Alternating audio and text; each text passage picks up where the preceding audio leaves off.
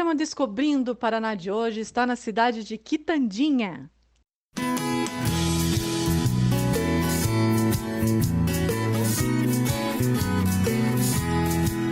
No Paraná, no Paraná, no Paraná, ia, ia, ia, ia.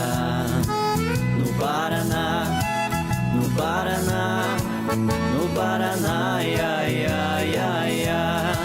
Se alguém quiser me conhecer, não é difícil me encontrar, é só seguir. Estou numa casa de aproximadamente 200 anos. Aqui viveu Victor Ferreira do Amaral. E o professor Luiz, conterrâneo de Quitandinha, vai contar a história dessa cidade maravilhosa para nós. Olá, então eu sou o professor Luiz. No município aqui eu já estou agora em março, fazem 25 anos que sou professor. Com todo o histórico que a gente tem para transmitir algo para os alunos, quando a gente pega as turmas, a gente tem que assumir as 5 matérias. A gente vai correr atrás batia num certo trimestre, batia a história do município. Então vamos correr atrás. E eu lembro que na escola do São João, nós ganhamos uma visita para vir nesse local aqui. Mas na época eu acredito que eu fiquei ansioso, sabendo de toda a história que ela representa para o município aqui de Quitandinha. E eu acabei passando mal um dia antes, não consegui vir. Nenhuma professora, minha madrinha, professora Catarina, hoje aposentada, ela veio com a minha turma, conheceram, elas entraram num porão que tinha embaixo da casa. Mas como o pessoal está vendo aqui, a gente não tem muito acesso, só esse espaço aqui, Ela já está muito deteriorada, né? Então eles entraram no porão e até ela me relatou que tinha até argolas para prender escravos embaixo no porão aqui. A curiosidade foi muito grande, muito grande. Mas aí você começou a buscar. Nossa, fomos atrás. O interesse de Sim. saber mesmo a história desse local. E até para passar para os alunos da gente alguma questão, a gente tem um embasamento específico em si para quando vir dar uma aula de história. Eu não sou formado em história, sou formado em língua portuguesa. Mas a gente sabendo da história da gente, a gente não vai deixar morrer o passado da gente. Com certeza. A gente vai ter uma visão melhor do futuro. E esta casa aqui, hoje eu sou quitangiense já, tenho minha família aqui, 3 filhas, a Antonella, a Pietra e a Maria Alice. Eu digo que tornei-me quitangiense de coração também. E uma das questões específicas do município aqui é que nós não pertencíamos aqui, esse espaço que nós estamos aqui, como você bem falou, que foi de Victor Ferreira do Amaral, esse espaço pertencia para a Lapa. O município da Lapa era imenso, como é, o município da Lapa hoje é grande ainda, né, em território. E aqui pertencia, lá em meados de 1800, pertencia para o município da Lapa. E aqui viveu o Victor Ferreira do Amaral até os 10 anos de idade dele. Até os 10 anos. Até os 10 anos de idade. Onde ele faz, o pai dele, Serafim o Brabo. Até hoje não descobrimos o porquê do Brabo, do nome dele. Eu penso que ele era um visionário na época. Por que um visionário? Ele corria atrás de questões específicas várias estradas, uma estrada que liga Quitandinha a Lapa, até para Curitiba tem restícios dessa questão específica que ele também fundou uma estrada indo para Curitiba. E na época com verbas imperiais ainda. Então, nós estamos correndo atrás de uma foto de Dom Pedro num armazém aqui praticamente da ele época. foi um desbravador. Sim, ele foi um desbravador. E o que ele fez nessa casa? Nessa casa aqui é o Serafim de Oliveira, Ferreira de Oliveira e Silva, o nome completo dele, e Júlia Ferreira do Amaral e Silva, que sai o nome Victor Ferreira do Amaral daí. Ele comprou essa casa aqui para fazer uma beneficiadora de erva mate. Tá? Então, por que eu estou com a bandeira do município aqui? Até para contar, você me ajuda? Claro. A questão, nós temos aqui embaixo, folhas, ramos da Ilex paraguariensis, nome científico dado à erva mate. Como é que começa nessa história aqui? Então, como eu disse antigamente, pessoas que vieram da Lapa, na época, em 1800, o próprio Paraná era voltado muito, a economia do Paraná era voltada para a questão da erva mate. A economia, em torno de 80% na época, era voltada para a erva mate. Então, pessoas, desbravadores, até mesmo antes dessa vinda de Victor Ferreira do Amaral para cá, do pai dele, no caso, Serafim Brabo, elas vinham da Lapa, no município da Lapa, subindo o Rio da Várzea, canoas rudes, achavam capões de erva mate, que era natural daqui da Floresta Atlântica, e subiam, colhiam e desciam com essa erva mate. Mas eu fico imaginando, né, numa canoa, o Rio da Várzea não é um... Hoje é um rio ele está mais raso, mas antigamente era um rio mais fundo. Ele assoreou muito, mas eu fico imaginando uma pessoa descendo com erva mate, verde, então começou com essa colheita, eles vinham, colhiam e desciam para lá para vender essa erva mate. E daí, como era esse trajeto para eles voltarem para lá era muito complicado, eles acabaram começando com comunidades pequenas aqui. Antes colonizando mesmo, devagarzinho esse local. E antes mesmo de Victor Ferreira do Amaral, o Serafim Brabo, pai do Victor, nem chegamos nele ainda, a questão específica dele, então ele abriu essa rua, estado, como eu falei para você, indo para Lapa, ele fundou 3 comunidades importantes. Na Lapa, Rio dos Patos, em Quitandinha, Ponte Nova, Barro Branco, Varaneiras, então são as comunidades para frente aqui. Se você, eu quero ir para Lapa por dentro. Pega a estrada antiga da Lapa. Isso, ali. Então quantos anos tem? Muitos anos que tem. Eu fiquei imaginando como é que eles passavam o Rio da Várzea, que também aqui saindo, o Rio da Várzea faz uma volta e vai para Campo do Tenente em diante. Eu fiquei imaginando como é que eles passavam na época. Se ponto específica não tinha, será que era por dentro? Como que era? Então a gente fica imaginando como que era a vida dessas pessoas. Porque não tem registro sobre não isso. Não tem registro, não tem esse registro. E erva mate ele vendia para Lapa e vendia para Curitiba. E esse é o espaço específico em si, em relação do pai de Victor Ferreira do Amaral.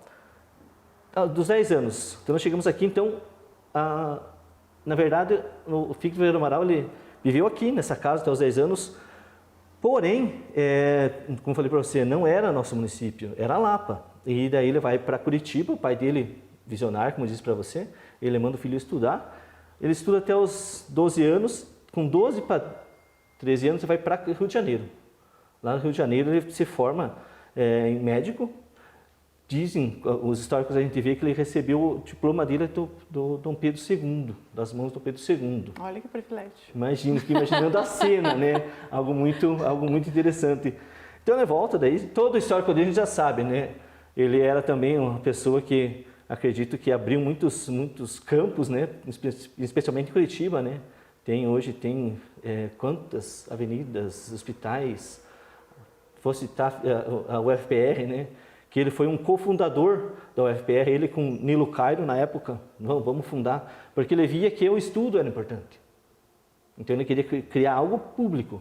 Então a primeira universidade pública do Brasil foi Victor Ferreira do Amaral que fundou.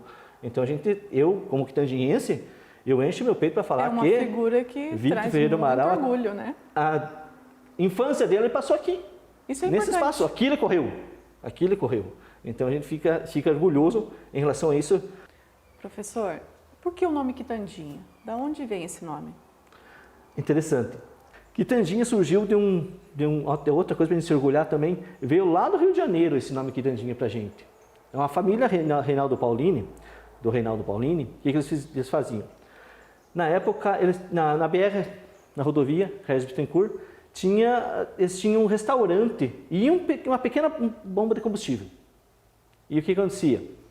Ele era um homem de posses na época, Reinaldo Paulini, e ele podia viajar e tudo mais. Um lugar que ele encantou-se foi lá em Petrópolis, no estado do Rio de Janeiro, por um hotel Quitandinha. Então ele se hospeda lá. E o requinte do local, eu falo para minha esposa, um dia eu quero ir aí. Lá. Então ele gostava do requinte lá, era algo... Então ele vem com essa ideia, ele tinha apenas uma bomba de combustível. E depois ele criou um espaço para ser um restaurante dele. Nesse restaurante ele falou, mas que nome? Nome dá. Ele falou com a esposa dele, vamos por Quitandinha? Restaurante Quitandinha.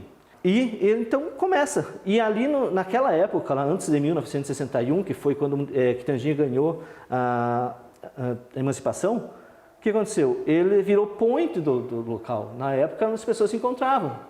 Era o point de encontro entre as pessoas. Do pessoal do interior, vamos lá no Quitandinha. Virou lá no Quitandinha. Então, ficou o nome Quitandinha pelo restaurante do Reinaldo Paulini, da família Reinaldo Paulini. Pela ideia dele, né? Sim.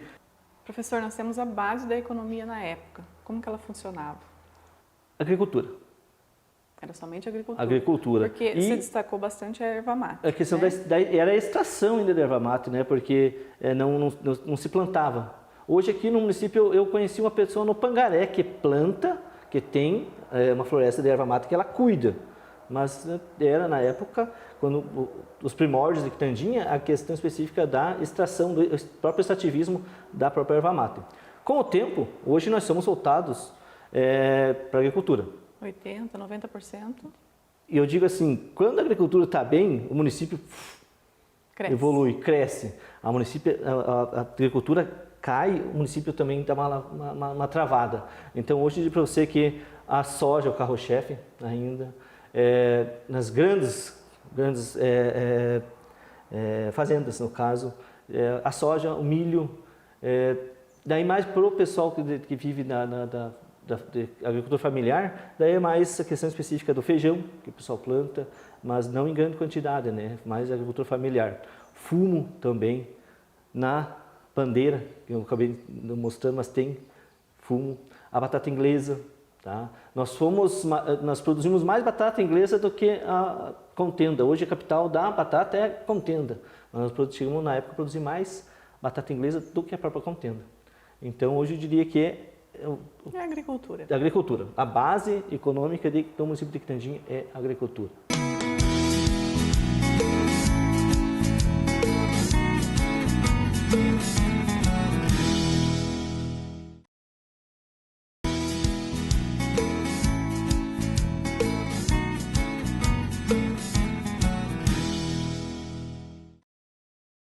Então, hoje nós estamos aqui na Igreja Matriz de Quitandinha com o Padre Selmo, que é o pároco dessa matriz, dessa igreja. Padre, começando então com essa palavra que é diferente para mim. O que significa, qual que é a responsabilidade de um pároco? Olá, Sani. Olá, cada um de vocês que também nos acompanha. Antes de tudo, sejam muito bem-vindos. Aqui é a Igreja Matriz da Paróquia do Senhor Bom Jesus da Cana Verde, de Quitandinha. Nós pertencemos à Diocese de São José dos Pinhais e desde o ano de 2021, desde o mês de abril de 2021, o senhor Bispo Dom Celso Antônio Marchiori me confiou e me nomeou como pároco dessa comunidade. Essa palavrinha diferente, o pároco, esse ofício de pároco, ele é aquele que cuida, o pároco é aquele que cuida da paróquia. O que é paróquia? Paróquia é uma porção de terra, uma parte de uma geografia de uma diocese que é formada por comunidades. Aqui nós estamos numa igreja matriz de uma paróquia que tem 27 comunidades. Então é a paróquia, a Igreja Matriz do Senhor Bom Jesus e suas outras 26 comunidades. E eu tenho a primeira responsabilidade de cuidar dessa porção do povo de Deus aqui nesta paróquia, nessa porção geográfica onde tem aproximadamente 19 mil habitantes. Que incrível! E tenho certeza que o senhor está fazendo um excelente trabalho por aqui. Puxa vida, eu me esforço. Então pronto, o importante é dar o nosso melhor, que o senhor com certeza vai abençoar para que chegue, né, essa oportunidade para todos os fiéis. Ou os paroquianos também. Os paroquianos, perfeito. Isso. Sani, sim. O pároco, ele tem, se pudéssemos sintetizar, 3 obrigações. Certo, vamos lá. Ele administra uma paróquia, ele santifica o povo de Deus, os seus paroquianos, através dos sacramentos, da vida de oração, da liturgia, de modo especial, e também ele educa na fé. Ele é o primeiro catequista dessa comunidade. Então o pároco cuida, ou melhor, tem essas 3 obrigações: administrar, santificar e educar. O nome da paróquia, Bom Jesus Da Cana da Verde. Cana Verde, que Então, a imagem está ali atrás, né? isso mesmo. E esta, até onde nós sabemos, é a primeira e única imagem do Senhor Bom Jesus, desde a primeira capelinha até os dias de hoje. Acompanha aqui. Isso, é uma imagem histórica, é uma imagem feita numa arte de papel machê, muito bonita, com os seus detalhes. A imagem do Senhor Bom Jesus, ele nos recorda aquela passagem do Evangelho quando Jesus está preso no palácio de Herodes, aguardando para ser julgado. Então essa é a imagem do Bom Jesus. Tanto que nós vemos que ele vem com o seu manto vermelho, ele está sem a sua túnica, ele está com a coroa de espinhos à cabeça, é o Cristo sofredor. Sim. Mas por que da cana verde? Enquanto Jesus estava preso, os soldados romanos, eles ironizavam Jesus porque Herodes havia perguntado, mas tu és rei? E ele responde, sim, eu sou rei, mas eu não sou deste mundo. E os soldados colocam o manto vermelho, vocês podem ver que não é um manto que vai até o chão como o manto real. É um manto dizendo assim, olha, você é rei do teu jeito. A coroa não é uma coroa de ouro com joias, é uma coroa de espinhos. E a cana verde lembra o cetro real. É o que eles tinham para ironizar, você é o nosso rei. E enquanto eles prestavam aquelas irônicas homenagens, como nos narra as Sagradas Escrituras, Jesus era insultado, Jesus era cuspido, Jesus sofria. Então, o Bom Jesus da Cana Verde nos lembra esta ironia que foi feita pelos soldados enquanto Jesus aguardava o julgamento. Agora, para a gente finalizar essa parte aqui, padre, curiosidades que nós temos aqui na paróquia. Quando nós chegamos aqui, não é órgão, eu me confundi. Calma, eu vou lembrar, começa com O, não. Com ar. Com ar? Harmônio. O harmônio. Harmônio. Eu não conheço a diferença entre órgão e harmônio. Eu sei que no visual, para mim, eu lembro que É de teclas. De teclas. Ok, então vamos lá. Eu acho que o padre vai conseguir me explicar bem melhor do que eu tentar adivinhar. Isso. Algumas pessoas até o chamam de piano, né? Porque desconhecem a diferença de um órgão, de um harmônio e de um piano. O piano é um instrumento que as suas cordas são acionadas por um martelo. Então ele é um instrumento de percussão e tem teclas. O órgão é um instrumento de tubos, são flautas. Então se assopra na flauta e a flauta emite um som e são teclas. O harmônio também tem o seu teclado, mas o harmônio ele é muito mais parecido com o acordeon, porque ele é formado por conjunto de paletas. Existe um fole, assim como existe no órgão, ele é um instrumento de sopro, como o órgão também é um instrumento de sopro, mas no lugar das flautas, ele tem as paletas, como se fossem assim, cujo o ar entra dentro delas e emite o som. Então, qual que é a diferença de um órgão e de um harmônio? É a forma como o som é produzido. No órgão, pelas flautas, que podem ser de madeira, que podem ser de metal, e o harmônio pelas paletas, que geralmente são de metais.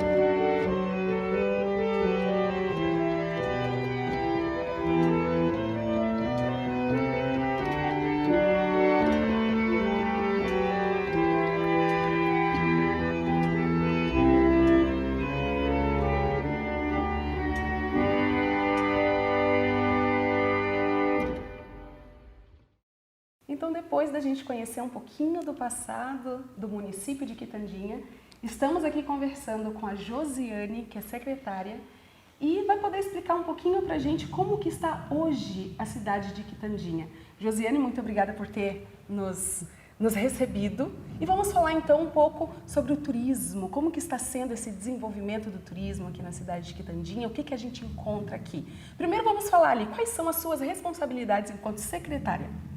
Então, hoje eu estou à frente da Secretaria Municipal de Educação, Cultura e Esportes que também recebeu a incumbência de trabalhar o desenvolvimento do turismo por um decreto do nosso prefeito, em função de que o turismo está intimamente relacionado à cultura e também ao esporte. Como nossa cidade tem muitos eventos, né, esportivos e também culturais, né, que é uma cidade de muitos imigrantes aí, que vieram lá atrás e que vieram com suas culturas e que hoje nós temos aí, né, vários eventos relacionados a essa cultura. Então nós temos aí também, principalmente a cultura religiosa, então temos muitas festas, né, com receitas muito interessantes nessas festas, que atraem pessoas de toda a região, né, e que são realmente muito agradáveis para as pessoas. E nós estamos aí num trabalho bastante interessante à frente do turismo, que é, neste momento, o levantamento de todos os empreendimentos turísticos que tem em Quitandinha, né? Também trazendo novidades aí, possibilidades para aqueles que estão no comércio local e que podem estar, né, se beneficiando das atividades turísticas da cidade. Então, hoje nós temos aí um site também, que iniciou esse ano. É um sonho aí já de 2 anos que a gente vem trabalhando para isso.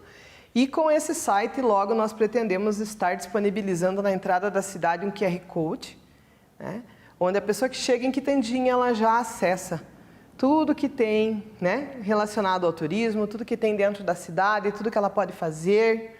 E, inclusive, é bem importante porque a cidade, ela pode estar tanto informando tudo que ela possui, né, como também tendo uma organização que as pessoas, ao chegarem na cidade, elas podem encontrar um local para comer, saber o que tem naquele local, a faixa de preço, né, se de repente tem um problema com o veículo, onde estão, né, as mecânicas desse veículo, o que tem para se conhecer naquela cidade naquele final de semana.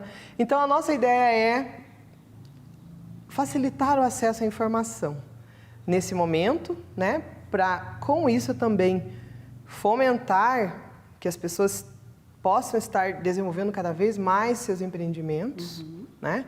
Estamos investindo também no embelezamento da cidade. Hoje a nossa praça, ela é muito apreciada, nós recebemos muitos visitantes, né, que vêm porque ela também é uma praça segura, ela é toda monitorada, né? Então as famílias se sentem seguras em trazer suas crianças para brincar, né? A praça hoje ela tá um ambiente assim bastante agradável, né?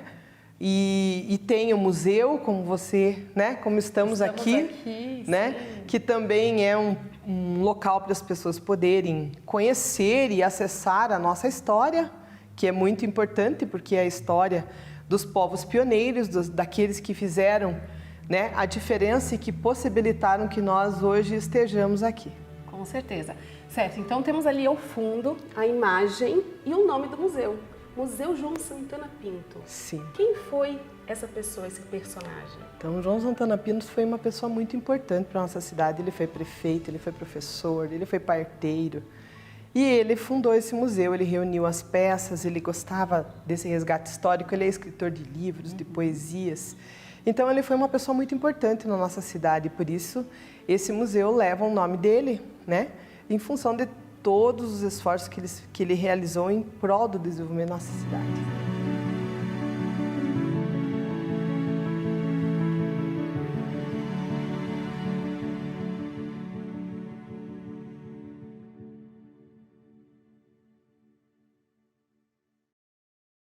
Saindo um pouquinho, né, da parte aqui do museu, dos atrativos, você comentou sobre esses festivais gastronômicos, musicais. Quais são alguns festivais que já têm, que é a tradição? Então, nós temos o Festival de Dança, que geralmente atrai bastante participantes. E nós temos 2 festas realizadas pelo município no decorrer do ano, que é o aniversário do município em 13 de junho, sempre. E também nós temos o Natal Iluminado, que é geralmente na 3ª semana de dezembro. Então, Essas duas festas, elas reúnem, né, esses festivais que valorizam os artistas, que valorizam a dança, que valorizam a comida, né? A comida típica da nossa região. Inclusive, esse ano nós tivemos também um festival muito legal. Nós tivemos pouquíssimos participantes, que foi uma pena mesmo, que foi o Festival de Broa de Polaco. Porque Quitandinha tem uma empresa, ela que produz uma broa que é procurada por toda a região.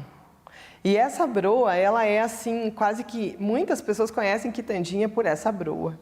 Então, ela é uma broa realmente especial e quando a gente foi assim avaliar, a gente viu que no interior tem muitas pessoas, principalmente os poloneses, que confeccionam broas maravilhosas. Então, a gente, dentro do Conselho Municipal de Cultura, foi votado por se fazer um festival para tentar trazer essas receitas, né? E a gente avaliar aí a melhor broa, né, do município.